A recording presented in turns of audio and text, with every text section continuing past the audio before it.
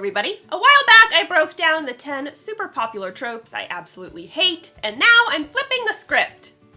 Sorta. I'm listing the 10 tropes and cliches that people drag through the mud, but I don't really mind them. You don't have to agree with me, in fact you probably won't, but these tropes just don't make me rage. For some of them I think the contention is kinda silly, they're not that bad. And there are other tropes on this list that I really like and even love, and I'm not sorry about it. You just hate half these tropes because the internet told you to. Before I get started, I want to give all my love to Skillshare, who has generously sponsored today's video. Skillshare is an online learning community with thousands of inspiring classes specifically for creative people. And if you're watching this channel, you are probably a creative person.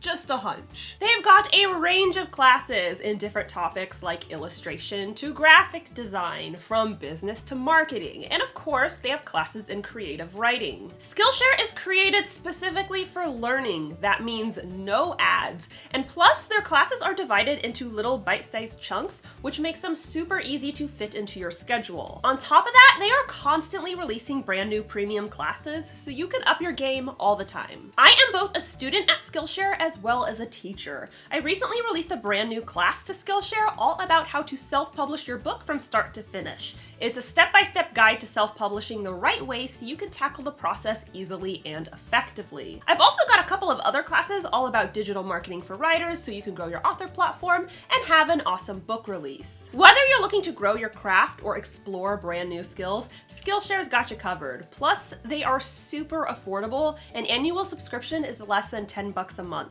That said, I've got an extra special deal just for you guys. It will be at the end of this video, so stick around for that. And while you're here, be sure to subscribe to my channel and ring that bell. I post videos on Wednesdays, I give writing advice, I also talk about tropes I love and tropes I hate, or in this case, hated tropes that I love or like or just think are not that bad. It's great, we have fun, it's a good time. Subscribe. And hey, in case you forgot, my #1 best-selling dark fantasy romance novel, The Savior Sister, is now available in audiobook, so you should totally pick it up. Plus, if you're new to Audible, you can listen to TSS for free. I got all the links listed below. Check it out. Do yourself a favor, it's awesome. Now I'm breaking down the 10 tropes that everyone hates, but I personally don't have a problem with. A quick disclaimer, just because I enjoy some of these tropes doesn't mean I'm encouraging you to use them. Some of these tropes are cliches, and it's generally not a good idea to include cliches in your writing.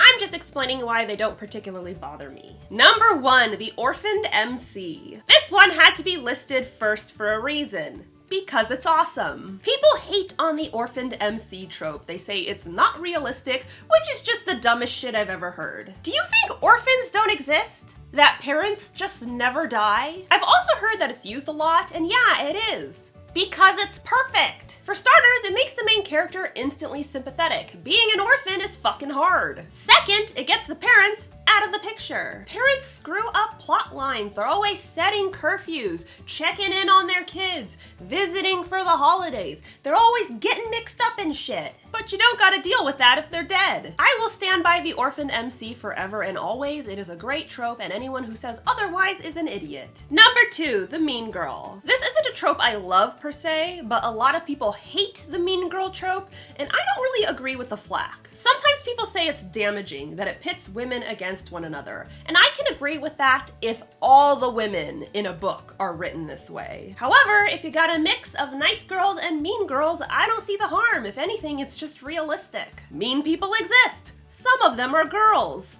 That's how the world works. I've also heard that this trope is anti-feminist, which I completely disagree with. Feminism doesn't mean that all women are perfect, wonderful angels who fart out love and rainbows. You can believe in gender equality and still recognize that some women are assholes. I don't think the mean girl trope encourages women to be mean to one another. If anything, it's relatable and relieving to know that you're not the only one who has experienced bullying or harassment. If boys can be dickheads, girls can too. And every gender in between. Number 3, soulmates. People shit on this trope because it can be cheesy, over the top, and of course, cliche. I used to shit on this trope too, but now I say, give soulmates a chance. I agree that soulmates can be extra cringe, especially if the writer is going with the toxic ownership angle or if they're utilizing insta-love.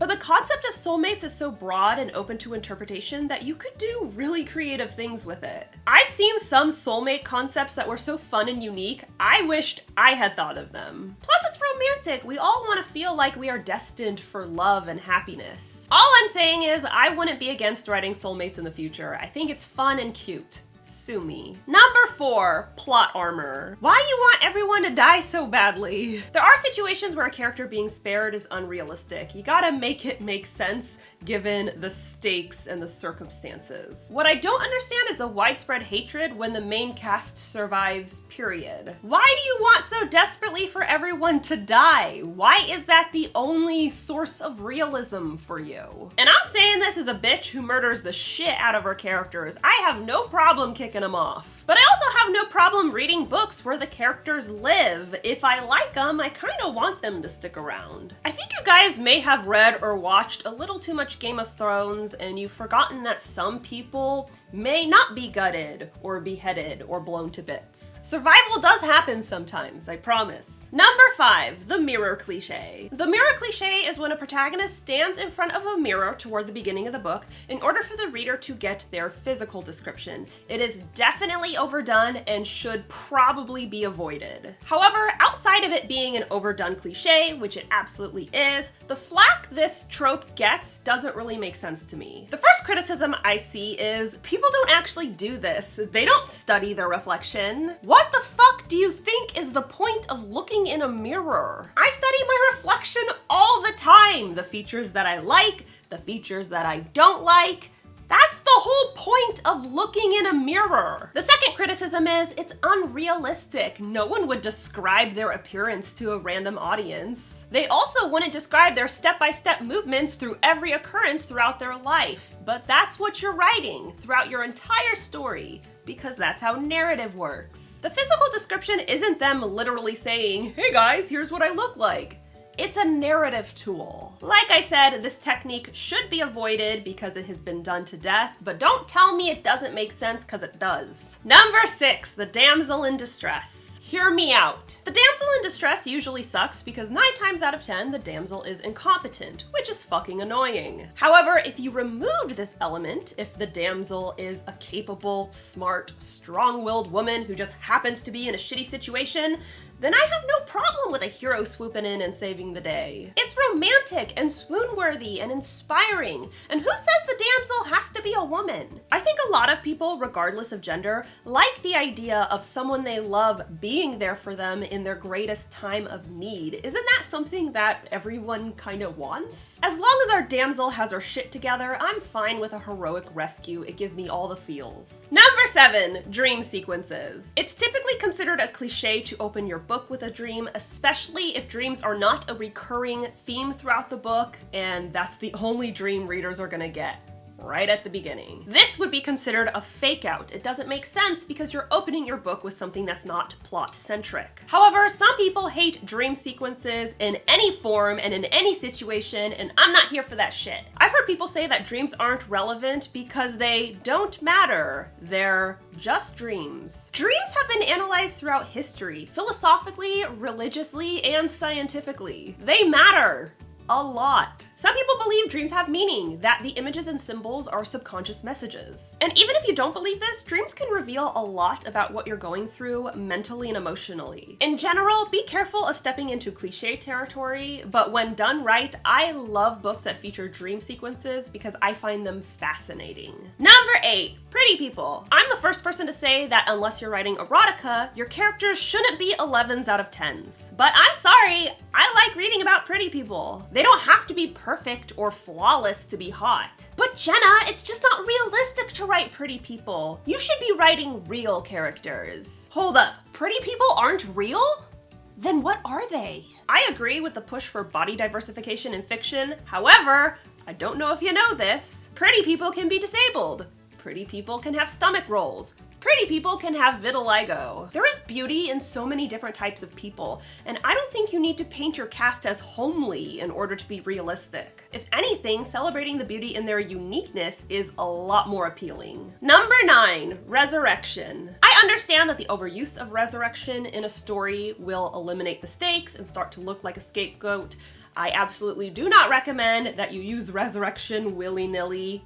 However, as a reader, if I love a character and you kill them, I don't care how you do it, I don't care if it fits the plot, or it's random as fuck, or doesn't make any sense at all, I will love and adore and appreciate you if you resurrect them. I just want them alive, I don't care why or how. This is one of those tropes that comes down to reader mentality and writer mentality. As a writer, I am very reluctant to resurrect a character. But as a reader, I'm all for it. I just want to read my faves. However you gotta make it happen, I support you. And number 10, she let out a breath she didn't know she was holding. I'm gonna start by saying that this is a cliche. It has been overdone to death, it is terrible, it is cheesy, and you should absolutely never write it.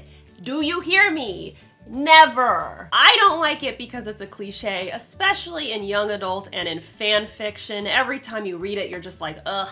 Grab a YA book and flip to any page and you will probably find this exact line with no deviation. However, I'm going to say something so controversial, yet so brave. I've heard people say this line sucks because it's not possible. You can't not realize you're holding a breath. That's a lie. This is a sign of anxiety. It's not universal, but many people who suffer from anxiety, especially if they carry it in their chest, will unknowingly hold their breath. Again, I am not encouraging you to write this line because it is laughable how often it's been used. Don't do it, for the love of God. I'm just saying that it is an actual thing that actually happens. Sincerely, an actual person with actual anxiety. So that's all I got for you today. Again, thank you so much to Skillshare for sponsoring today's video. I cannot stress enough how much I adore this platform. I am both a student and a teacher. It is such an affordable, easy, and fun way to learn. And if you're interested in growing your craft and taking my classes, you're in luck. The first 1,000 people who click on the link in the description below will get a free trial of Skillshare Premium membership.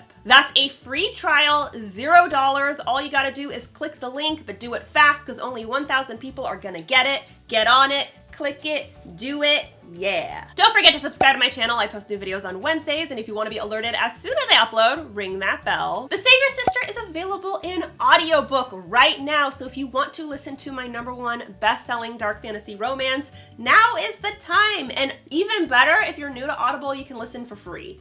That's awesome. Like, it doesn't get better than that. Check it out, it's in the description. And be sure to follow me on social media. I'm on Instagram, Tumblr, Facebook, and BookBub, and of course you can tweet me at Jenna Moreci. Bye! It's stealthy. Get off your lazy bum and subscribe to Jenna's channel. Ring the bell while you're at it. I know you were thinking about it already. I see it in your eyes. Come on, live a little. Subscribe.